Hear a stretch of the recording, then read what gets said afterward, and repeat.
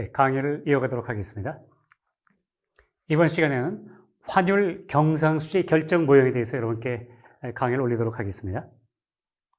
경상수지 적자, 흑자 여부는 환율에 달려있다. 이 말씀을 올리고자 합니다.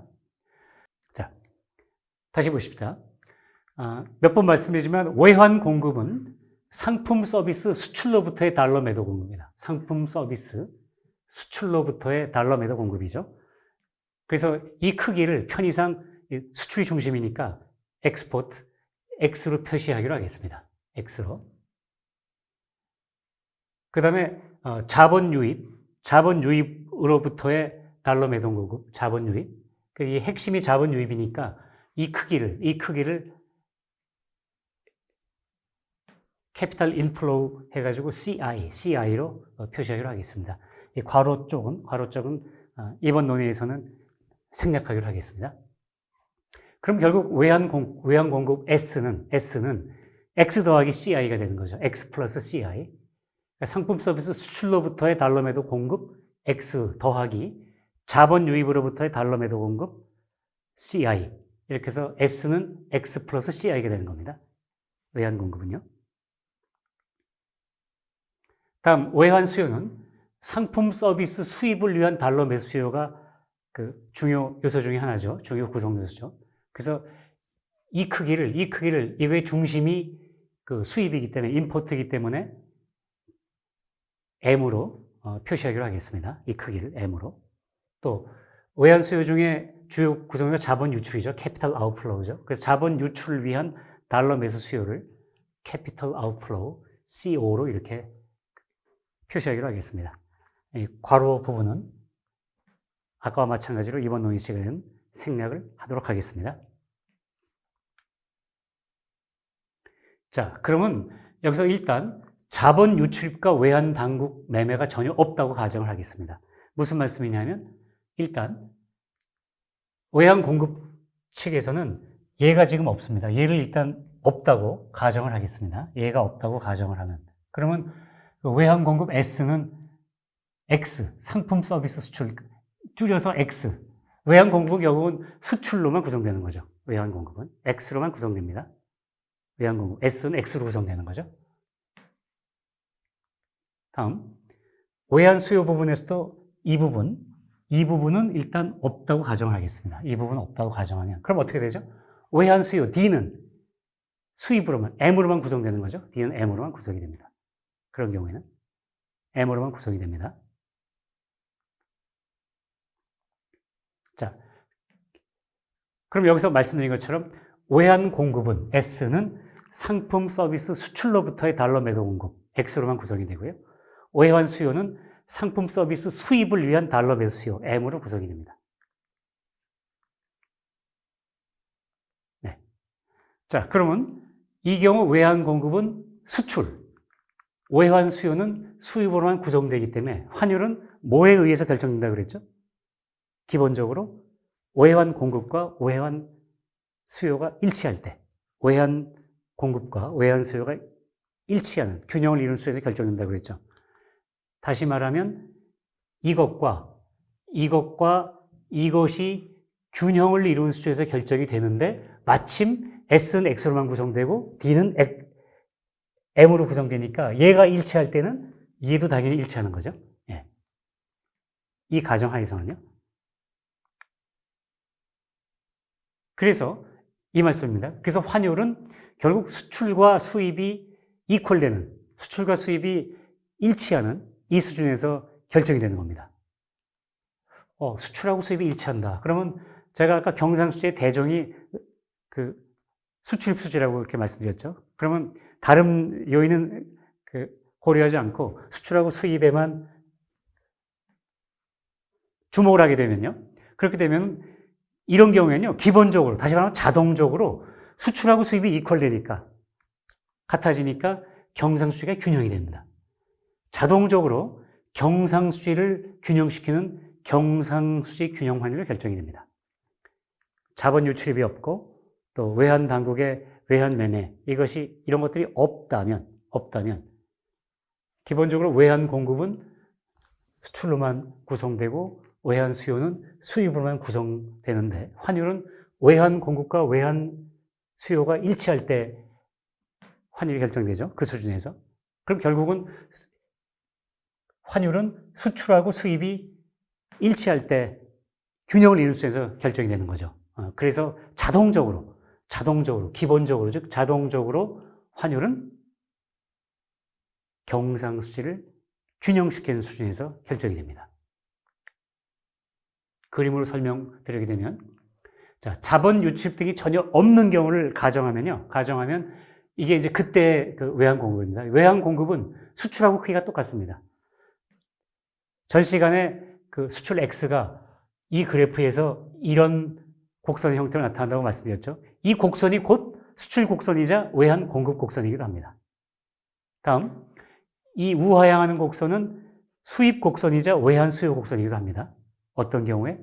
자본 유출 등이 전혀 없는 경우에 그렇습니다. 자, 그러면 이런 경우에는 외환 공급 곡선이 이거죠. 외환 공급 곡선이. 그리고 외환 수요 곡선이 이거죠. 그러면 그 환율은 외환 공급과 S와 D가 일치할 이 수준에서 환율이 결정되기 때문에 이를테면 1,000원으로 결정이 되는 겁니다. 그런데 이 1,000원에서 보게 되면, 1,000원 수준에서 보게 되면 수출은 얼만큼이죠? 수출은 이거랑 같은 거니까 이만큼이 수출인 거죠. 예. 수출이 이만큼입니다. 수출이 이만큼. 상품이나 서비스 수출을 이만큼 하게 되고, 2,000원 수준에서 수입은 이게 수입 곡선이기도 하니까 수입도 역시 이만큼 하게 되는 거죠. 그래서 수출하고 수입하고 균형을 이루는. 그래서 이 환율 수준에서 수출과 수입은 이퀄, 균형을 이루게 됩니다. 다시 말하면 이런 경우에는 경상수지가 균형을 이루게 됩니다. 자동적으로. 자본 유출 등이 전혀 없는 경우에 그대로 놔두게 되면 환율은 수출과 수입을 균형시키는 경상수지를 균형 수준으로 해주는 그런 수준으로 환율이 결정됩니다. 어렵지 않죠? 그러나 어떻습니까? 그러나 현실에선 우선 자본 유출입이 있기 마련이죠. 자본 유출입이 있는 걸 우리가 당연히 전제를 해야 되는 거죠. 그러니까 일단 외환 당국의 외환 매매는 없다고 하더라도 그럼 민간 부문에서 자본 유출입이 당연히 있기 마련입니다. 그러면 어떻게 되냐면요. 환율은 그 자본 유출하고 자본 유입이 우연히 똑같을 경우에만 경상수지 균형 환율이 결정됩니다. 그림으로 설명드리겠습니다. 자, 이게 이 세로축이 환율 달러 값입니다. 그리고 이 가로축은 달러의 양입니다. 외환의 양이 달러의 양입니다. 그러면 만약에 자본 유출입이 없다 그러면 외환 공급은 요 물결 표시 모양 이게 외환 공급이죠. 외환 공급이고 이 마침 수출하고 똑같습니다. 다음에 이것이 그 자본 유입 같은 것들이 없다고 할 경우에 그 가상 상황에서의 외환 수요죠. 외환 수요입니다. 외환 공급과 외환 수요가 가상 상황이 이렇지만 현실적으로는 자본 유출이 있습니다. 자본 유출이 있으니까 아까 제가 말씀드린 것처럼 외환 공급은 수출 더하기 자본 유입이죠. 그러니까 이 크기가 자본 유입분입니다. 여기서부터 여기까지가 X고 여기서부터 여기까지가 CI, 캐피탈 인플로우죠. 그러면 외환 공급은 이 붉은 선, 적색선이 외환 공급이 되는 겁니다. 적색선이. 외환 공급이 되는 겁니다. 적색선이. 그 다음에 외환 수요는 자본 유출입이 없다고 하게 되면 이게 원래는 외환 수요가 되는 건데 현실적으로 자본 유출입이 있죠. 그러면 외환 수요는 임포트에다가 캐피탈 아웃플로우, 자본 유출을 더해야 되는 거죠. 그럼 예컨대 이만큼이 M이면 거기에 요만큼이 캐피탈 아웃플로우가 되니까 이걸 더하게 되면 외환 수요 곡선은 이렇게 이 붉은 선으로 나타나게 됩니다. 그죠? 그런데 마침 우연히 이 CI와 CO가 크기가 같았습니다. 크기가 같으니까 여기서 이쪽으로 그 수평으로 이렇게 벌어진 이 폭하고 여기서 이쪽으로 그 벌어진 폭하고가 같은 겁니다. CI와 CO가 같으니까 이 붉은색 그래프가 어떻게 되죠? 붉은색 그래프가 외환 수요 곡선이 이렇게 형성되고 외환 공급 곡선이 이렇게 형성돼 가지고 외환 시장은 E3 여기에서 균형을 이루죠. 여기서 균형을 이룹니다. 균형을 이루게 되고 환율은 1,000원에서 결정이 됩니다. 환율은 붉은 선에 의해서 결정이 됩니다. 그런데 이 1,000원에서 마침 수출액을 보니까 이만큼이 수출이고 수입액을 보니까 이만큼이 수입입니다. 그래서 경상수지가 균형이 되는 겁니다. 이런 경우에는 경상수지가 균형되는 거죠. 어떤 경우? 우연히 자본 유입과 자본 유출이 같은 크기인 경우입니다. 그죠? 네.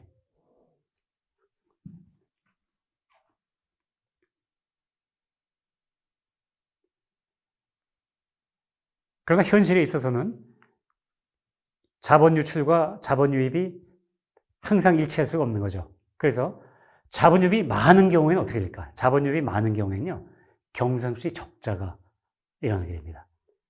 그림으로 설명드리도록 하겠습니다. 자, 자본 유입이 자본 유출보다 많습니다. 자본 유입이 CI가 C5보다 많습니다. 그러면은 외환 공급 곡선은 S는 X 더하기 CI라고 그랬죠? 제가 그런 말씀을 드렸습니다.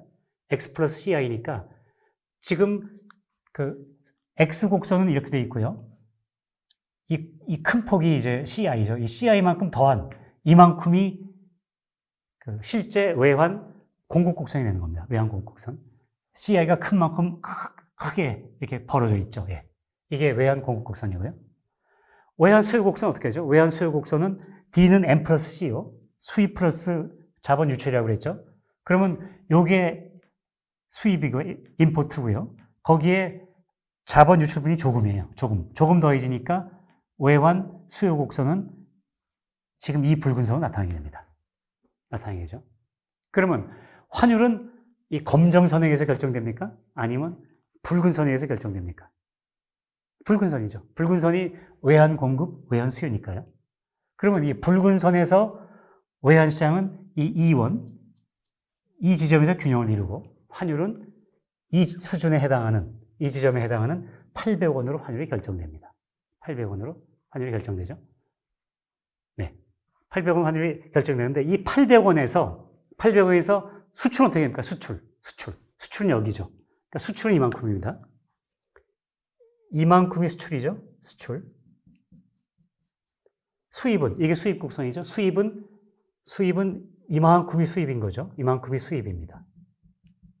그러면 수출보다 수입이 크지 않습니까? 그러면 경상수지는 적자가 되는 겁니다. 경상수지가 적자가 됩니다. 아시겠죠? 자본 유입이 자본 유출보다 오타가 났네요. 자본 유출보다 많은 경우에는 환율이 낮은 수준. 경상수지를 균형시키는 이 경상수지 균형 수준보다 낮은 그런 점에서 낮다는 그런 의미의 저환율입니다.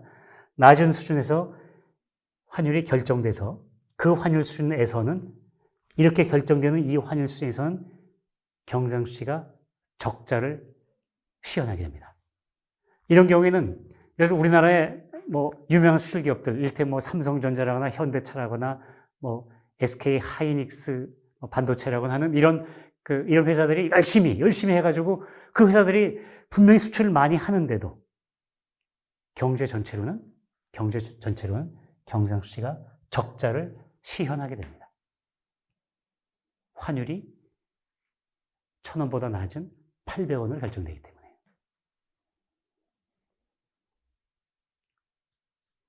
다시 한번 말씀드립니다. 이런 구도가 형성됐을 때는요, 우리가 개별적으로 보는 어떤 수출 기업들이 열심히 일해가지고 수출을 많이 하는 것 같지만 경제 전체로 보게 될 때는 수출은 조금이고 수입은 많아져갖고 경상수지는 적자를 시현하게 됩니다. 환율은 검정선이 아니고 이 붉은 선에 의해서 결정됩니다. 이 붉은 선이 외환 공급이고 외환 수요거든요. 환율은 외환 시장에서 이 외환 공급과 외환 수요, 붉은 선이 균형을 이룬 수준에서 결정이 되고 그 결정된 수준에서 보니까 수입은 이만큼이고 수출은 요만큼이기 때문에 경상수지 적자를 시현하게 되는 겁니다. 일반적으로 다른 조건이 동일하다면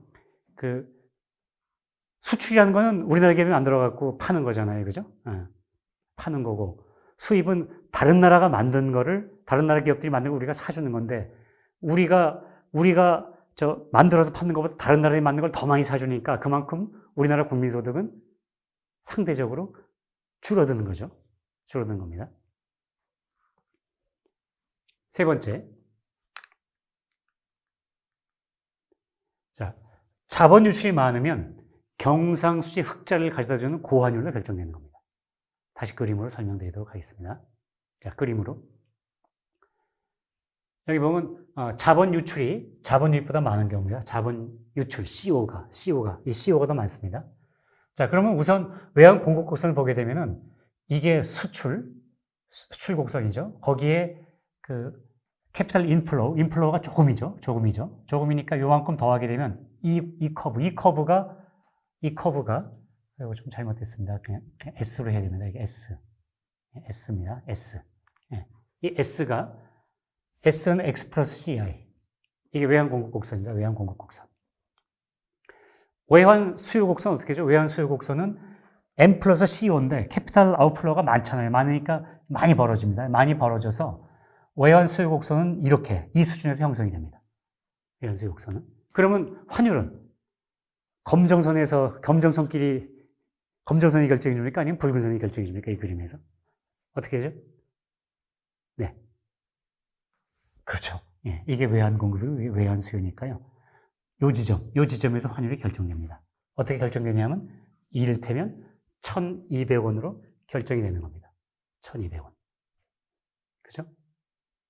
1,200원. 그런데 1,200원 수준에서 수출과 수입 보게 되면요. 어떻게 되죠? 우선 수출은 이만큼이죠. 이게 X니까 이만큼이 수출입니다. 이만큼이 수출. 수입은 여기 수입 곡선이니까 수입은 이만큼이죠. 수입. 그럼 수입보다 수출이 많죠. 수출이 수입보다 훨씬 많으니까 경상수지는 적자입니까? 흑자입니까? 적자예요, 흑자예요. 흑자, 그렇습니다. 흑자입니다. 경상수지는 흑자를 시현하게 됩니다. 이런 구도에서는 환율이 이 경상수지를 균형시켜주는 이 수준에서 결정되는 게 아니라 이 수준보다 훨씬 높은 그런 의미의 고환율입니다. 훨씬 높은 1,200원으로 환율이 결정되기 때문에 그 환율 수준에서는 경상수지가 흑자를 시현하게 됩니다. 이런 경우에는 몇몇 개별 기업들을 보게 되면 수출 제대로 못하네라고 하더라도 경제 전체로 보게 되면 우리나라 쪽에서 수입보다 수출을 더 많이 하는 겁니다. 다시 말하면 우리가 더 많이 생산해서 외국에 파는 거기 때문에 우리나라의 국민소득이 이런 경우에는 상대적으로 증가합니다. 경상수지가 흑자면요. 그러면 우리는 환율 정책을 만약에 펴야 된다 그러면요. 이 그래프를 보시면 아시겠지만, 자, 환율이 낮은 수준에 있을 때는 어떻게 되죠? 경상수지가 적자가 됩니다. 그러니까 외환 수급 곡선이 이렇게 되어 있는 경우에는 환율이 낮아져서 경상수지가 적자를 시현하고 있고요. 다음. 외환 수급 곡선이 이렇게 형성돼서 환율이 높은 수준, 1,200원으로 형성되어 있을 때는 경상수지가 흑자를 시현하게 됩니다. 일반적으로 한 나라의 경제 성장에 유리한 것은 경상수지가 적자, 흑자 두 개 중에 어느 걸까요? 흑자입니다. 그러면 환율 정책도 경상수지 흑자를 시현할 수 있는 수준으로 다시 말하면 고환율로 환율이 높은 수준이 되게끔 환율 정책을 펴야 되는 겁니다. 나중에 제가 다음 시간에 설명을 드리겠지만 한 나라가 특히 한국이 국토는 협소하고 부존자원이 빈약한 우리나라가 대한민국이 환율 정책을 편다면 당연히 이렇게 높은 수준의 환율, 고환율 정책을 펴야 되는 겁니다. 자연적으로 이런 형태가 형성되어 있을 때는 가만히 있으면 되고요. 만약에 이런 게 자동적으로 형성이 안 될 때는 사실 정책적으로 이런 상태를 만들어 줘야 되는 겁니다.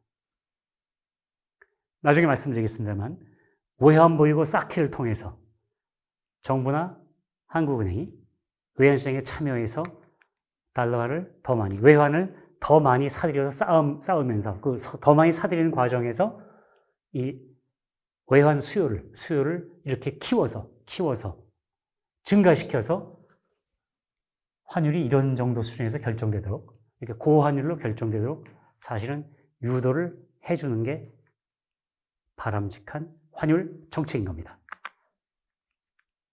이런 부분에 대해서는 제가 나중에 설명드리겠습니다.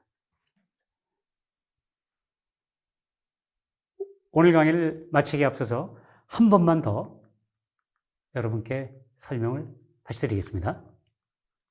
환율은 자본 유입과 자본 유출이 우연히 같은 경우에는 외환 공급, 외환 수요 곡선이 이렇게 형성돼서 이 환율이 수출과 수입을 균형시키는, 다시 말하면 경상수지를 균형시키는 수준에서 결정이 됩니다. 경상수지 균형 환율로 결정이 됩니다. 그러나 이렇게 일치하는 건 우연이고요. 통상적으로는 어느 한쪽이 크기 마련이죠. 그렇게 해서 자본 유입, 캐피탈 인플로우가 자본 유출보다 많은 경우에는 어떻게 되죠? 외환 공급 곡선이 이렇게 되고 외환 수요 곡선이 이렇게 돼서 이 외환 환율은 이 지점에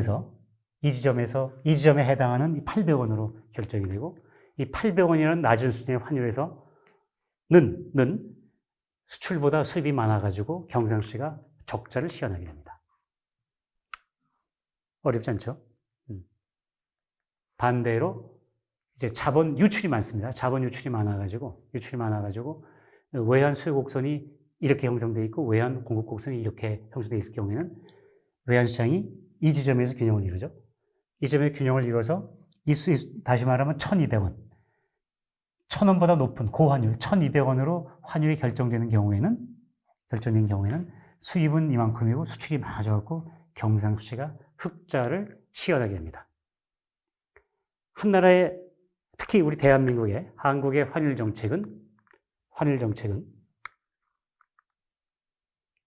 이런 구도가 형성되도록 해서 경상수지 흑자가 시현되도록 해야 됩니다. 이것이 한국의 바람직한 환율 정책입니다. 이 부분에 대해서는 다음 시간에 여러분께 설명을 올리도록 하겠습니다. 자, 장시간 시청해 주시느라 수고 많으셨습니다. 저는 다음에 여러분을 뵙도록 하겠습니다. 고맙습니다.